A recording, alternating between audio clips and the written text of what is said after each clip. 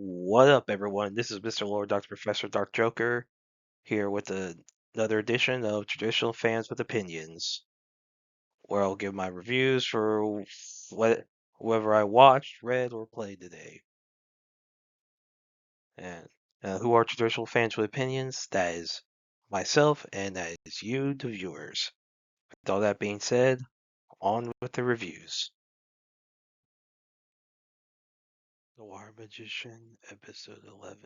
So this episode primarily focuses on Oscar, who basically this does his backstory. So he was a blacksmith apprentice who could use fire magic.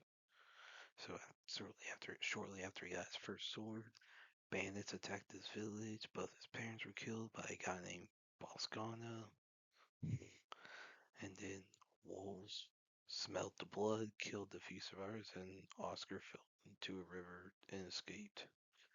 Then this elder named Luke Rothko takes him in and teaches him train, and he has him get an education, train with a sword.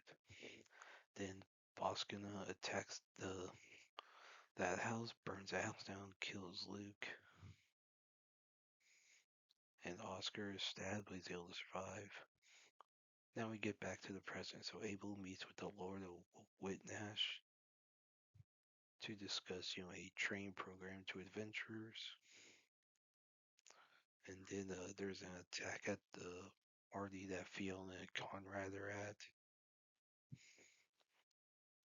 And, basically Fiona sends a emergency spell to Oscar to signal that there's an attack. So, yeah, so Oscar sees someone, using explosive magic on Fiona that caused her, basically, caused her to fall over a cliff. Now, Nils, Edo, and Amon, who were at that village with Rio, they see, Fiona fall, so they catch her and they kill the attackers. Then Oscar appears, tells him to get away from her. He obviously didn't see them save her, so he probably doesn't know who they are. So that's gonna be a interesting development next week. So yeah, I like this episode. I like what they're saying. It looks like they're setting up a confrontation between Oscar and Rio. So that should be fun.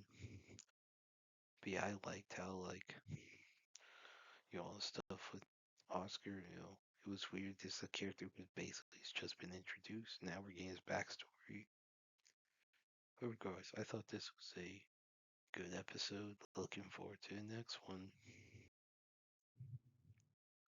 Dr. Stone, Season 4, Episode 23. So this one, Suka, uses the roadmap to try to, she gathers, everyone's statue pieces, places them all together. When she tries to survive on her own, gather food, and then once she tries to find vital food, but once she finds that it's all gone, she starts trying to make her own. So she spends I think it's supposed to be 5 years, trying to make she spends a few years. I've seen various things. Some say 5, some say 2. Basically, the whole period between when everyone was petrified to when Senku is freed again, it's 7 years. That I do know. And I believe it's supposed to be 5 years that she's Suka is doing stuff on her own. So she's on her own for years, trying to do stuff. So we see her go through all the trial and error, all the hunting, and then all the gathering materials, and she revives Senku, who thanks her for, completing the revival fluid. And so yeah, I really like to think this was a great episode. Stuff with Suka being freaking adorable. She it was just funny, her, this random little kid trying to survive on her own, how she interacts with the world, and do her impersonating the different characters was freaking funny. I thought this was a really good episode. Looking forward to the next one. Peacemaker Season 2, Episode 5. So in this one, this starts out with a flashback at Rick Flag Jr.'s funeral where Hardcore promises Flag Sr. that, you know, basically Jr.'s killer will be brought to justice. Then we get back to the present day, and that basically, so Flag Senior and leads a team which includes Hardcore in trying to you know target Peacemaker. So Hardcore tells Peacemaker to go to this park. Well, she gives him a warning message, but he still shows up anyway. And she basically Peacemaker asked her if I guess when they basically had sex on the boat didn't mean anything. Basically, she tells him no. Now, then this cyborg chick named Bordeaux has a shot named at him, to where basically dead the rights to how she's able to track. But so to save, Peacemaker, Hardcore goes to knock her out. Yeah, knock him out unconscious. So then Hardcore gets a Conlon to book Peacemaker in order to prevent Flag Senior from killing him, even though Flag Senior had already beaten him senseless. Now Peacemaker is let go. Out of the bio picks up. So basically, everyone meets up. Peacemaker and all his friends meet up at this cabin. So Peacemaker decides to just leave this universe and go to the alternate one with Eagly, who'd killed like this guy named Saint Wild who was hunting him. Now Judah Masters snuck into the cabin behind him. Looks like Judah Master had gone into the alternate world as well. So then Hardcore, so Peacemaker had left a device that creates dimension behind so that they could use it to get back in Argus's good graces. Now Hardcore grabs it, so it looks like all Peacemaker's friends are going to decide to use it to try to convince Peacemaker to come back based on the previews. So yeah, I did not like this one. I thought it was stupid. Like there's so much like guess what? Hardcore should not be able to knock out Peacemaker like she did. I mean, she shouldn't. Like neither one of them have superpowers. So Peacemaker should be able to beat the living crap out of Hardcore. Especially since she didn't even aim for the nose, poke his eyes, whatever, to like disorient him. None of that happened. Didn't kick him in the balls. So yeah. And, and then gosh, there's a bunch of dumb stuff with this, and the Eagle stuff is just stupid. But yeah, I did not like this one. I'll watch next week's. I'm dreading it. I'll begrudgingly finish out this season. Beavis and Butthead, Season 11, Episodes 3 and 4. So in these episodes, you have different segments. So one segment, Beavis and Butthead, they mistake a can of mace for cologne, and that causes them to feel a bunch of pain. They think the pain is worth it and attempt to score. Of course, it fails. They have old Beavis and Butthead try to get a couch in their apartment, and one of their female neighbors thinks they're leaving, so wants to bring friends to celebrate, and Beavis and Butthead think that they're about to score, but they basically accidentally, but they fail to get the couch up and all that. Broken bones, broken apartments, and all that. Yeah, then there's Beavis learns he has a nut allergy, like to peanuts and stuff. Now he thinks that by the doctor tells him he has a nut allergy, he think it means like he's nut like basically he thinks the doctor told him that he's allergic to masturbation. So that basically if Beavis scores or masturbates, basically he'll die. There's a chance he'll die. He doesn't realize he's talking about like doctor was talking about like nuts. So yeah, that's a whole bit. Beavis processing that. That bit was funny. And then there's like another bit where Tom Anderson gives like a war story where they're in the Battle of Bloody Ridge, which was which in real life took place from August 18th, through September 5th, 1951. So it was during the Korean War. Shows how Anderson fell in love with this nurse who became his wife. Then you have like a segment where old Beavis and Butthead they pay Stewart a visit. Basically, they visit Stewart, so Butthead tells Beavis that basically there's a bike. Beavis's bike is from they were kids was found in the river. And Beavis wants to beat up whoever took the bike. So Butthead, who was the one who actually threw it in the river, tells Beavis that Stewart did. So they go to Stewart's house for Beavis to be a Stewart. Now then, Stewart explains that yeah, it was actually Butthead did it. So Beavis attacks Butthead, and their fight destroys the apartment. But yeah, I thought these were great episodes. It was nice to see Beavis and Butthead back. You know, really like these episodes. Looking forward to the next one. Elio. So this just premiered on Disney Plus yesterday.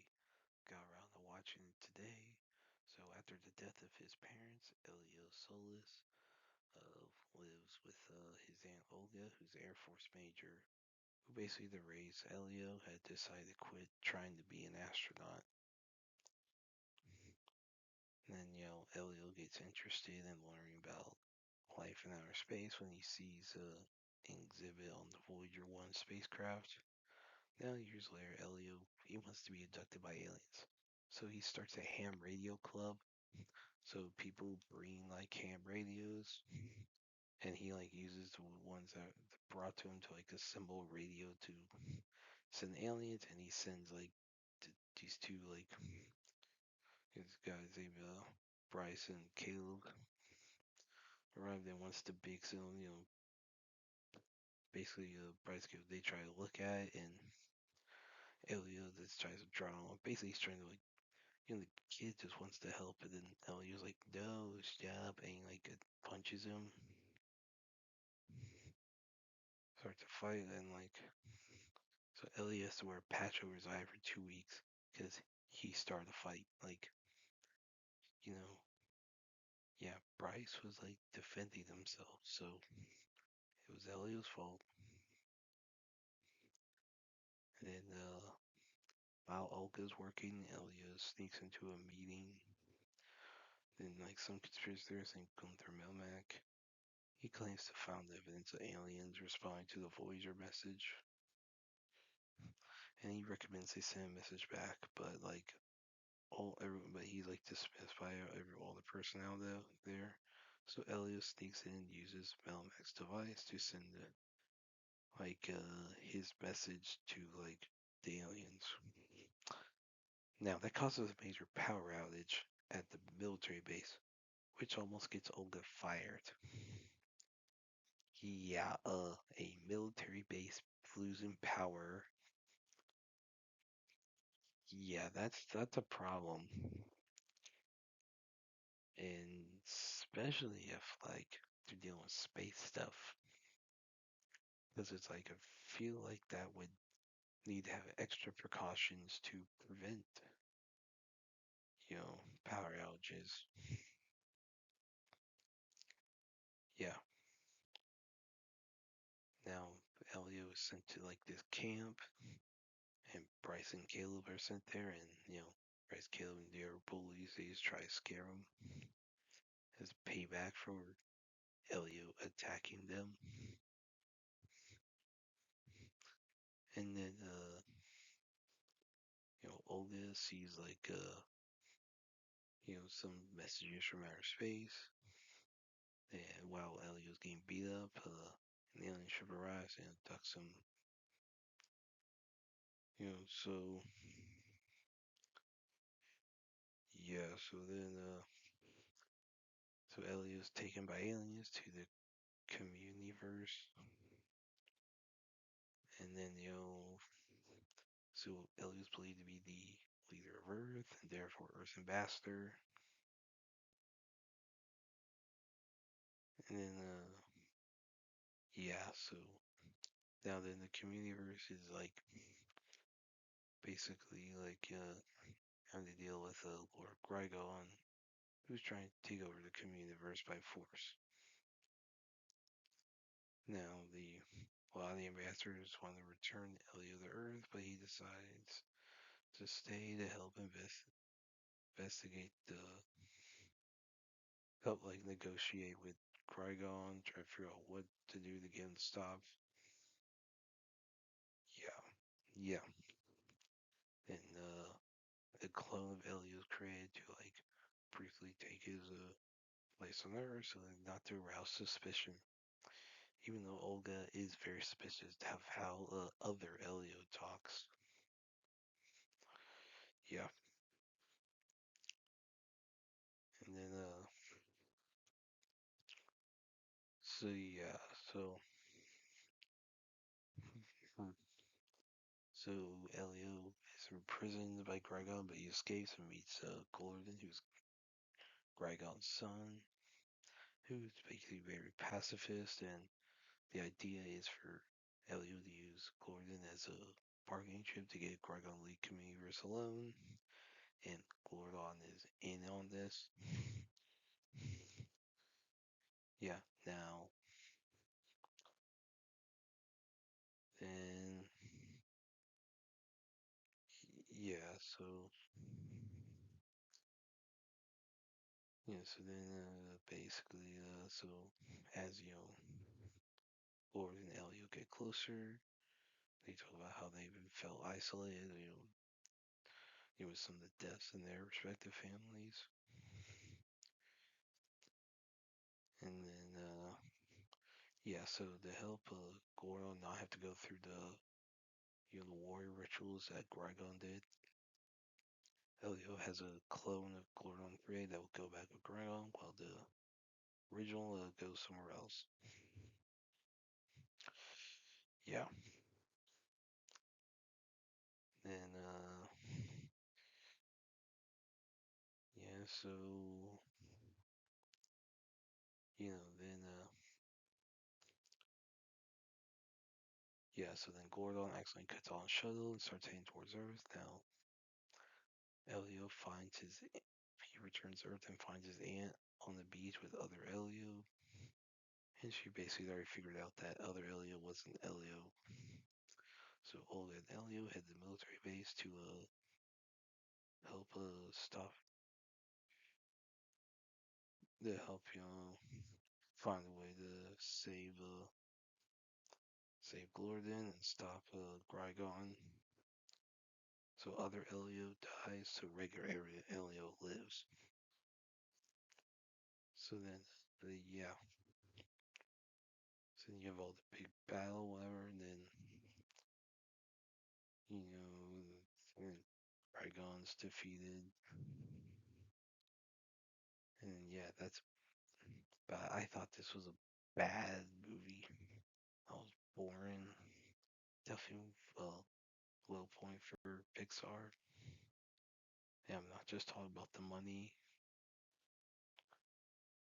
But yeah, I thought this was a bad movie. You know, I hope they do not get a sequel to it. That would be a dumb idea. London Calling. So in this one, a hitman named Tommy Ward has bad eyesight. So like he accidentally kills his boss's wife's cousin. So his boss, Frey Darby, who doesn't like when families targeted regardless of the reason, puts a bounty on Tommy. So Tommy flees the UK for LA. So he does jobs for his guy Benson. After completing the job, he's tasked by Benson to training his son Julian how to be like better a hitman, so that basically Benson doesn't want Julian to be into like video games, live action role play, and some of the other stuff he's into. Because Benson walked in on Julian watching furry porn. Yeah, yeah, and I would be pissed off too if I was Benson, because furries are freaking degenerate freaks. So yeah, so Julian does some jobs, and basically he's actually surprisingly a good shot. So he and Tommy go after their targets. Only like basically almost all of them are killed. One of them does escape, like the main one thereafter. So when Darby arrives in Los Angeles, Benson sells Tommy out. So then when Tommy's captured by Darby, the basically that one, the escaped like crook that Tommy and Julian Rafter arrives. That leads to a firefight, so Darby and his men are killed. And then the crook kidnaps Julian, tells Tommy to meet him, and so basically they meet up. Julian's able to escape now, allows an opportunity for Tommy to shoot the guy. Now he lives, so Julian rams him with a truck, which does kill him. So yeah, so Tommy returns to the UK to reunite with his family. He's like okay now with his ex-wife getting remarried to a gym teacher.